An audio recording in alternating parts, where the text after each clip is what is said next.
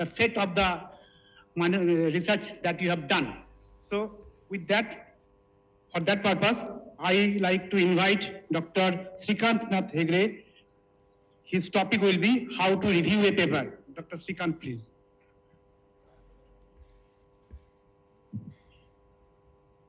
Good morning, everyone. At the outset, I thank API West Bengal and Dr. Jyotirmay Paul and Dr. Nandini Chatterjee for having invited me for this August gathering and to share some of my thoughts on this topic. As in the previous session, we learned how a good manuscript has to be prepared, how a good manuscript has to be written. Carrying it forward, what happens to the manuscript when the journal is received? I bring best wishes from my journal. This is API Karnataka Journal of Internal Medicine, which is currently indexed in DOAJ, and we are in the process of we have applied for ESCI of Web of Science. Peer review is an important, the manuscript has to be reviewed and before it is accepted. Peer review is an important part of publication process. Though it was there for a few centuries, the first recorded peer review happened in 1831 when the editor of the Philosophical Transactions of the Royal Society of London invited the comments from experts on an article and published it alongside the manuscript article. It's current, though there are differences of opinion, currently the best way to screen the manuscript for scientific publication is by peer review. And the reviewers provide a valuable insight, valuable service to the journals, authors, as well as the readers of the journal. So what happens when a manuscript is submitted? A manuscript, as you all know, the manuscript is received by the editor. Editor-in-chief generally screens the manuscript, and if it is not worthy of publishing, it's grossly defective, it may be rejected, what is known as desk rejection. And if it is suitable for further consideration, the editor sends it to assigns an editor. The editor-in-chief assigns an editor, a handling editor, who will in turn screen and then assign reviewers. The reviewers go through the manuscript, submit their peer review comments, and return it to the editors. The editor further reviews the reviewer comments and, if necessary, asks the authors to revise or take a decision regarding acceptance or rejections. So between submission and between decision, what stands is the peer review. Many memes have come about peer review where when you are submitted, you are like this, and because the time taken in the peer review process before the time the manuscript is accepted. So nevertheless, peer review is an important part of the journal because it ensures scientific integrity. It improves the author work. If you see the manuscript which is submitted, the first version of the manuscript and the final version of the manuscript which is published, there will be considerable difference in the quality and the quantity, the quality and the structure of the manuscript. That's how it improves the author work, and doing so it advances the medical knowledge, because all published literature in medicine have an impact on treatment in the form of forming treatment guidelines as well as influencing the treatment. So it is important that the published article in medicine need to be properly reviewed and published. There are different types of peer reviews, what is known as single-blinded peer review, where the authors do not know who the reviewers are. In double-blinded peer review, authors and the reviewers do know each other. Even the reviewer do not know who the authors are. In the single-blinded, reviewers know who the authors are, but the authors do not know the reviewer. In triple anonymous peer review, even the editor doesn't know who the reviewers and the authors are. In open peer review, everybody knows. The author knows the reviewer knows the author, the editor knows both. And the review also is published along with the article. Most of the American or the European journals, they follow single-blind peer review. Most of the Indian journals will follow double-blind peer review. BMJ Open is one journal which publishes open peer review and publishes the reviewer comments with a name. So when you are asked to peer review a manuscript, you receive a letter from an email from the journal which gives you the title of the article as well as a choice to accept or decline the invitation. If the manuscript, the content, you also get the abstract of the manuscript. So after going through the abstract, if the content of the manuscript falls within your expertise, and you have sufficient time, the time frame is suitable for you to go through the article and publish your review. And if you don't have any conflict of interest may be in the form of personal, like the article from the same institution, articles from the authors whom you know, or any financial conflict of interest, especially in cases of randomized controlled trials involving drug discoveries, or even academic conflict of interest, like same area, field, competitors, etc. If you don't have any conflict of interest, you can accept. If not possible, you can decline the invitation also. Having accepted the invitation, you get the chance to download the Word file or the PDF file of the manuscript. What I do is, I do a first skim where I go through the manuscript in toto at one, if possible, in one sitting. And as I do that, I make a note in the comment box of the article, either PDF or in the Word file. I make a comment at wherever, what points come to my mind. Then I deep dive into the article, go through the methods, and assess the article for novelty as well as relevance for the journal, and then start preparing a structured peer review. The structured peer review process has already, my job has already been made easy with the previous talks. The authors, the previous speakers have explained what a good abstract should be, what a good result section should be, as well as the discussion. So these are the things which the reviewers also would like to see in a good manuscript to be suitable for publication. So without going into the details of everything, as a reviewer, you'll have to look at the title so that they are not long and discursive. The abstract is a concise summary and represents the main body of the manuscript. Sometimes there will be discordance between what the abstract says and the main manuscript says. So those things have to be looked into. And whether the introduction study explains the rationale for the study as well as the purpose of the studies. And does the methods are sufficient, are the methods reproducible, and they are sound for the objectives of the study which they are setting? Are the statistical analysis proper? Is there any ethical consideration? And are the results transparent and unambiguous? And are the results focused on the study question and the objectives? And are there any unnecessary repetition in the form of repeating the text and the figures and tables? These things will be looked in the peer review by the reviewers. The discussion section is a discussion focused on the research question, and is a result interpretation accurate? And if there is any discordance between any previous studies, is there any proper explanation for the discordance? And have the relevant studies, and are there any limitations of the study which they have properly acknowledged? So acknowledging the limitations are also important. And do the figures and tables act as standalone visual elements, and they explain the context clearly? And is the conclusion a proper summary of the result, or are there any overarching interpretation of the data? Are there over conclusions not based on the data? And is it a concise message? And are the references adequate, relevant, recent, and in the correct format? And most importantly, do they exist or not?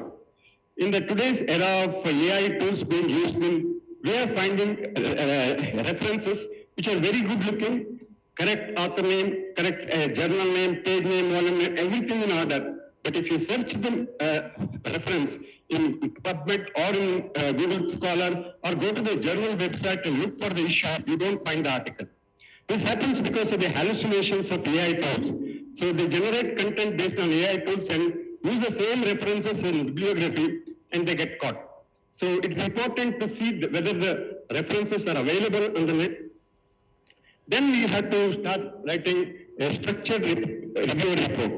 A review report, structured review report, consists of 3 parts. One, a summary paragraph, then the major comments and the minor comments. And we also have to give separate comments to the authors and separate comments to the reviewer. It's important to maintain a professional tone in the manuscript, in the review report.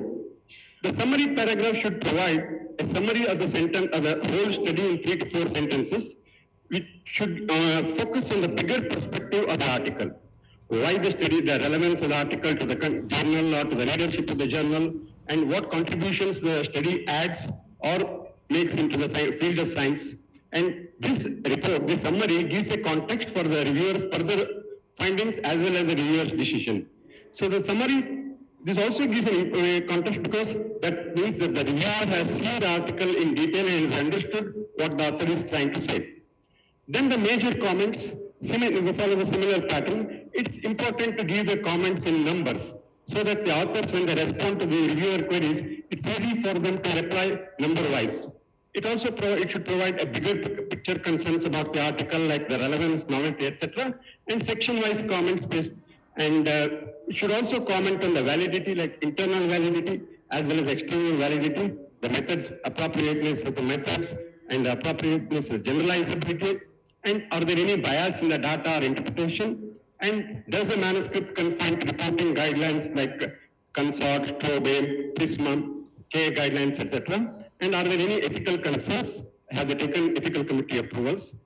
And the minor comments, like the comments about the title, keyword, language, grammar, etc., they're all minor comments. Minor discrepancies, like some wrong calculation in the percentage somewhere, and differences of statistics somewhere, some minor comment, which do not affect some of the mistakes which are done unintentionally, can be pointed out. And we have to provide 4 recommendations, either acceptance, rejections, major revision, or minor revision. And we have to follow a reviewer checklist so that we have gone through the manuscript in total. And what is the priority of the manuscript to the journal? High priority, medium priority, or low priority also has to be mentioned. And if we find some ethical concerns or suspicion of research fraud or plagiarism, that can also be brought to the notice of the editor. It's important for a reviewer. The reviewer role is critical, and a reviewer should not be overly critical. It should not negatively impact the mindset or the confidence of the researcher. The comment should be constructive so that he improves upon the work. Even if the article is rejected, the authors can improve upon it and submit it to another journal with corrections. Or in the next study, they should be able to use those comments in conducting the future studies. And it should be courteous, because it's a peer review. We should understand that they are peers. They are not anybody else. So a reviewer should be a guide, not just a gatekeeper.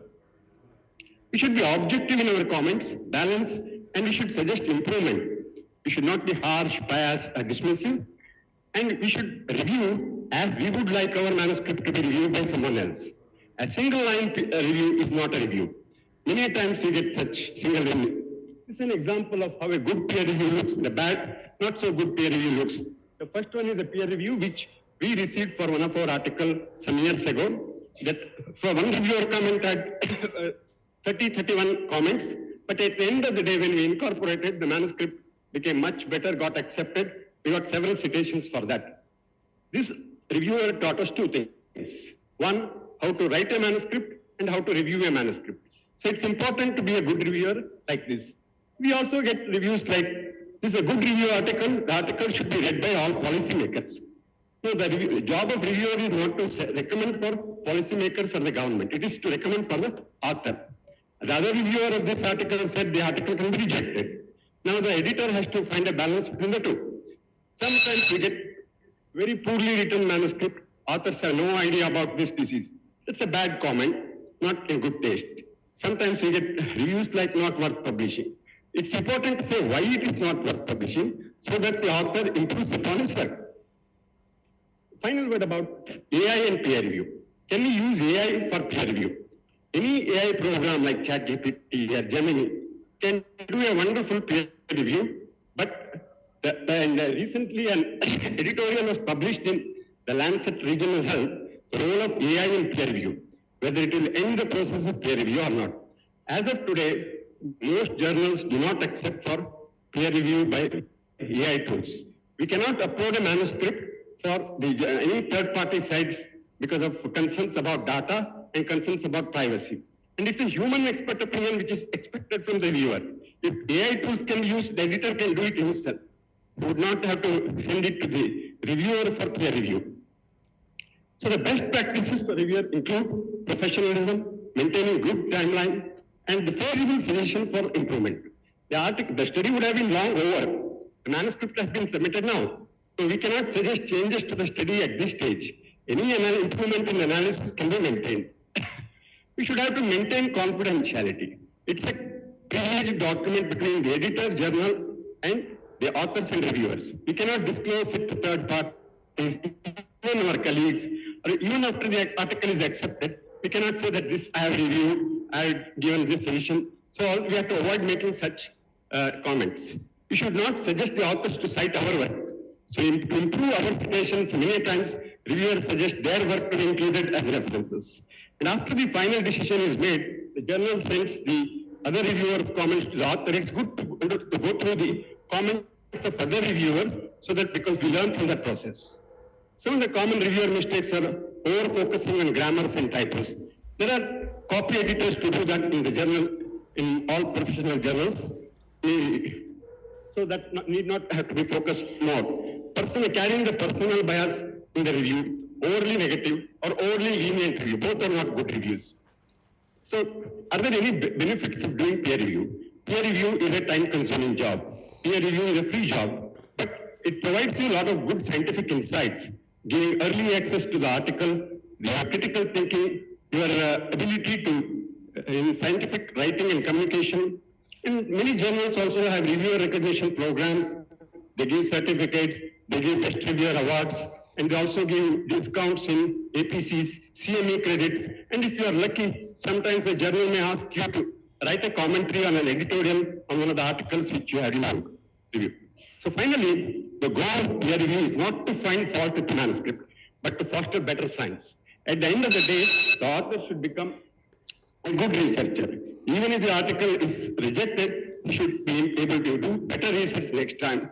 And he should take up as reviewing as a responsibility and privilege, because every author who has submitted an article owes something to the reviewers of past. So it's a time to pay back that service by being a reviewer. So in summary, it's critical for and fundamental for scientific achievements, and it contributes to the credibility of research, and good reviewers are assets to journals and the strength, and they are their strength. Thank you, and if there are any questions, probably now or later, I would like to answer. Thank you, Dr. And I thank once again the organizers of this program for having invited me for this talk. Thank you very much. Thank you, Dr. Hegde, for the excellent insight into the review process. We shall interact later on, but now it's my time to introduce who she probably does not require any introduction. Dr. Nandini Chatterjee now will show us how to respond to the reviewer query, which is a very critical things following answering regarding their reviewer queries. Thank you.